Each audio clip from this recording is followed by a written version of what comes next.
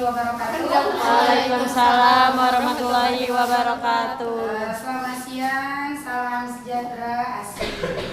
Ada kasih. Terima kasih kepada Bapak Ibu guru atas kehadirannya, kesempatannya di sini. Saya dengan Pak Mori, khususnya saya, sebenarnya bukan bukan mengajari sih sebenarnya, hanya berbagi ilmu, sharing gitu kan, apa yang telah kami dapat sedikit banyaknya insya Allah bisa kami sampaikan dan bisa kita terapkan dalam aktivitas mengajar kita sehari-hari ini. Oke, baik. Di sini tadi kan sudah punya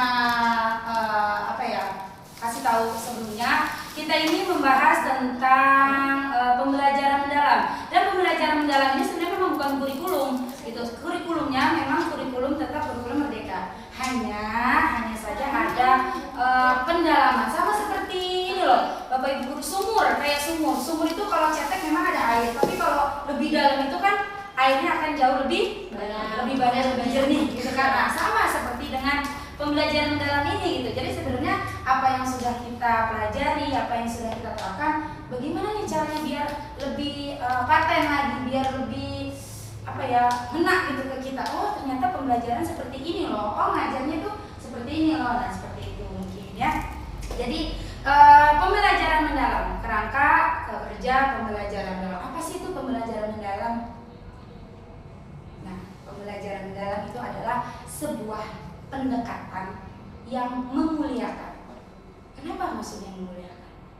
Memuliakan antara siswa dengan siswa, kemudian memuliakan antara siswa dengan guru, memuliakan antara guru dengan guru, guru dengan orang tua maupun sebaliknya. Karena apa? Karena kalau ketika kita sudah memuliakan, saling sayang, seperti itu, saling sudah dekat gitu. Itu pembelajaran kolaborasi itu akan nyampe gitu, dapat tercipta lebih dekat. Jangan hanya tugas saya ini di dalam kelas ya udah sekedar aja. Anak-anak itu udah diberikan materi ya sudah di situ.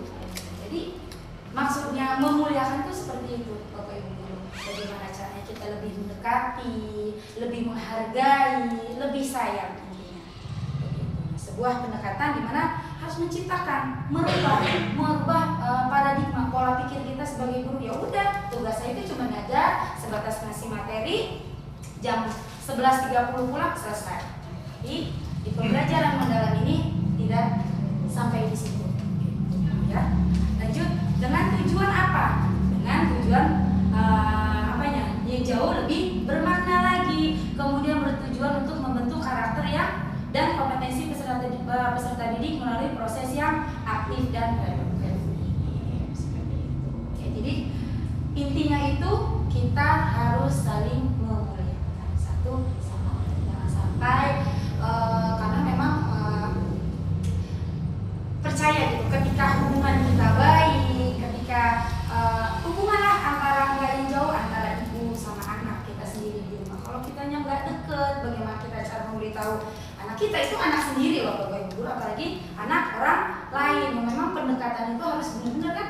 Satu kelas itu pun nggak pasti berbeda semua karakternya. Itu di sini kita harus tahu karakter setiap murid kita. Lanjut boleh Bapak. Nah, di sini ada tujuan pembelajaran mendalam. Yang pertama, membentuk pelajar beriman dan bertakwa kepada Tuhan Yang Maha Esa, mengembangkan kemampuan berpikir kritis dan kreatif, kemudian menumbuhkan kemandirian dan kolaborasi, meningkatkan kesadaran keluargaan dan kesehatan, serta mampu berkomunikasi efektif. Lanjut, ini nanti bisa dibaca. Nah, di sini ini adalah poin utama dalam pembelajaran mendalam atau deep learning. Di sini. Ini yang harus kita kalau masak itu digodok. Bapak Ibu, digodok. Boleh sambil diri ya. Nah, di sini lingkaran ini adalah satu kesatuan di mana saling berkesinambungan. Yang pertama adalah ini, poin yang pertama pembelajaran mendalam. Dari pembelajaran mendalam ini terciptalah beberapa tujuan-tujuan yang harus kita ciptakan dalam mengajarkan kepada murid. Karena memang sekarang itu bilangnya murid ya, bukan siswa, murid kita bilang. Nah, di dalam tujuan ini sebenarnya ini sudah ada di profil Pancasila ya, Ibu Lili, kayak IMTA, kemudian ada kreativitas, ini ada dimensi. Ini namanya adalah 8 dimensi. Cuman kalau untuk pembelajaran mendalam ini ditambah 2 poin. Ada kesehatan serta komunikasi. Yang ini sebenarnya 8 dimensi yang memang harus kita ciptakan atau kita tanamkan kepada anak murid kita. Yang pertama, keimanan dan ketakwaan kepada Tuhan Yang Maha Esa. Tentu karena di awal setiap pembelajaran kita selalu berdoa. Dan di situ selalu selipkan Bapak Ibu guru. Ketika setiap hari kita tanamkan, kita harus bersyukur. Teman-teman, kita harus bersyukur loh bahwa hari ini kita masih dikasih kesehatan. Nah, jadi setiap per tema-tema itu kita selalu sisipkan rasa syukur kita. Gitu. Jadi ketika anak sudah merasa, oh iya, aku bersyukur loh hari ini aku sudah datang ke sekolah dengan keadaan sehat. Nah, itu yang kita tanamkan. Yang kedua adalah penalaran kritis. Penalaran kritis ini. Nah, jadi bagaimana kita menyadarkan anak didik kita untuk berpikir secara mandiri. Oh iya ya, aku datang ke sini untuk apa ya? Oh, aku harus bertanggung jawab loh. Ketika di sekolah itu harus apa? Kewajibannya apa? Nah, itu mereka harus lebih berpikir kritis. Kita dorong, jangan didorong-dorong gini ya. Didorong itu jatuh ya. Nah, maksudnya doronglah anak itu agar bisa menjadi berpikir kritis atau bernalar kritis. Selanjutnya adalah kolaborasi. Ini juga nggak kalah penting. Kolaborasi yang sudah biasa kolaborasi itu antara guru dan siswa seperti itu. Nah, selain itu kita pun harus berkolaborasi kepada siapa? Orang tua. Tentunya sangat penting karena kalau kita hubungan kita nggak nyaman, hubungan kita nggak romantis lah gitu, nggak romantis sama orang tua. Nah, itu kolaborasi kita kepada anaknya pun akan merasa nggak mau dia mamanya kayak gitu, nggak mau nah itu sebenarnya juga ada gitu.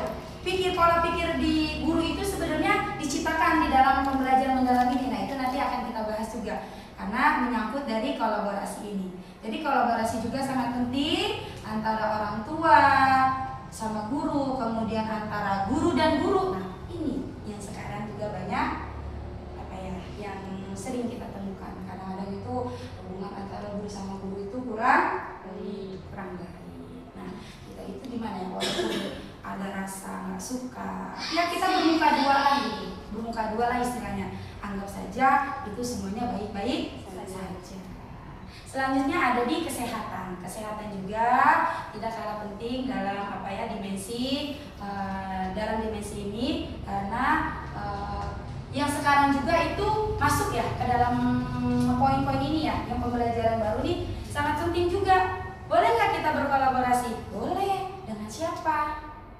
Biasanya kita suka bermitra nih, ambunya kalau lagi kegiatan contohnya kayak kemarin rande itu ya. Nah, itu kita berkolaborasi atau bermitra dengan dokter. Wah, kita lihat nih, oh ada wali murid kita yang profesinya dokter. Nah, itu boleh kita ajak buat kolaborasi. Di bidang apa? Di bidang kesehatan. Selanjutnya apa? Komunikasi. Komunikasi ini adalah sangat penting karena komunikasi sekarang ini sangat cepat melalui media sosial. Betul sekali, banyak anak-anak yang lebih tahu lebih dulu daripada gurunya. Kadang-kadang kita gini, kamu jangan main Roblox, nggak boleh. Emang bu gurunya tahu di dalam Roblox itu apa? Ada game apa? Emang kenapa bu gurunya nggak tahu?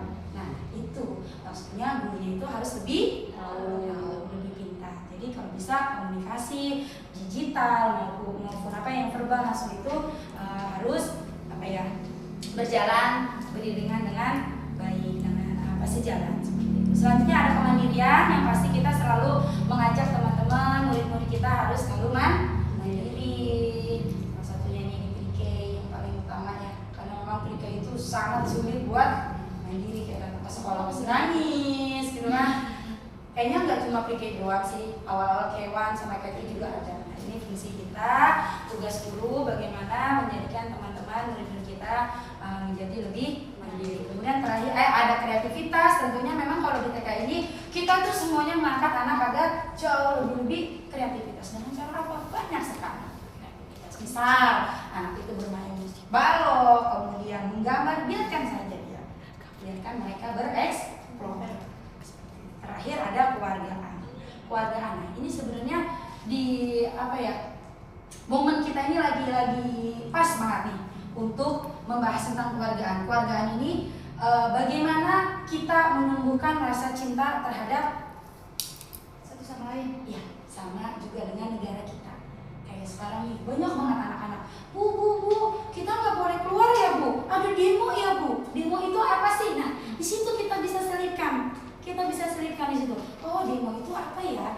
Demo itu adalah sebuah tindakan seseorang itu mengungkapkan aspirasinya, teman-teman. Boleh mengungkapkan aspirasinya tapi dengan tidak kekerasan. Di situ kita tanamkan. Di situ kita tumbuh lagi, pupuk lagi agar teman-teman kita, murid-murid kita cinta terhadap tanah air, walaupun tanah airnya sudah tidak baik-baik saja.